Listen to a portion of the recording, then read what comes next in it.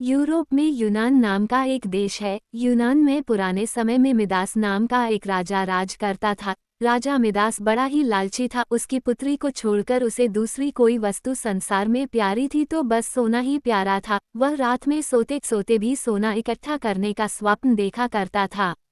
एक दिन राजा मिदास अपने खजाने में बैठा सोने की ईंटें और अशर्फियां गिन रहा था। अचानक वहां एक देवदूत आया। उसने राजा से कहा, मिदास, तुम बहुत धनी हो। मिदास ने मुंह लटकाकर उत्तर दिया, मैं धनी कहाँ हूँ, मेरे पास तो ये बहुत थोड़ा सोना है।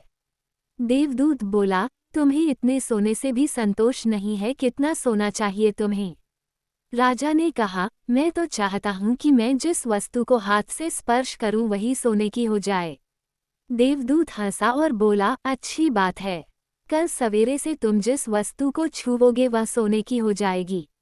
उस दिन और रात में राजा मिदास को नींद नहीं आई। वह सुबह उठा, उसने एक कुर्सी पर हाथ रखा, वह सोने की हो गई। एक मेज को छुआ, वह सोने की बन गई। राजा मिदास प्रसन्नता के मारे उछलने और नाचने लगा। वह पागलों की भांति दौड़ता हुआ अपने बगीचे में गया और पेड़ों को छूने लगा। फूल, पत्ते, डालियां, गमले छुए, सब सोने के हो गए। सब चमाचम चमकने लगा। मिदास के पास सोने का पार नहीं रहा।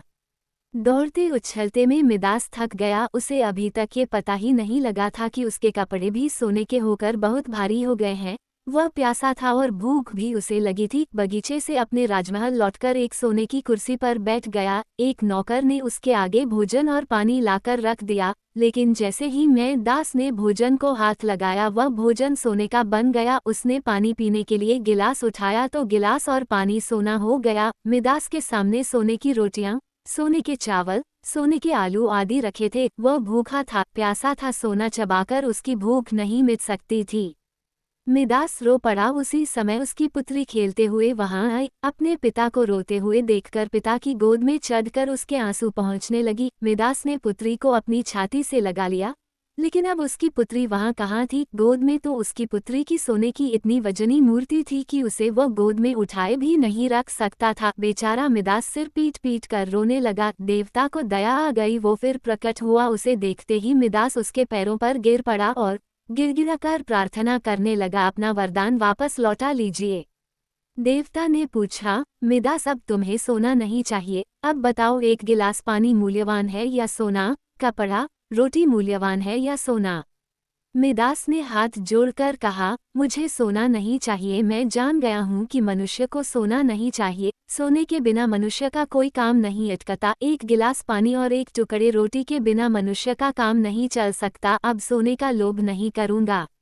देवदूत ने एक कटोरे में जल दिया और कहा, इसे सब पर छिड़क दो। मिदास ने वह जल अपनी मेज पर, कुर्सी पर, भोजन पर, पानी पर और बगीचे के पेड़ों पर छिड़क दिया। सब पदार्थ पहले जैसे थे वैसे ही हो गए। शिक्षा। दोस्तों, इस कहानी से हमें ये शिक्षा मिलती है कि मनुष्य चाहे कितना भी अमीर और कितना भी गरीब हो, उसे कभी भी लालच नहीं करना चाहिए। अत्यधिक लालच करने से उसके पास जो होता है वो उसे भी गवा देता है।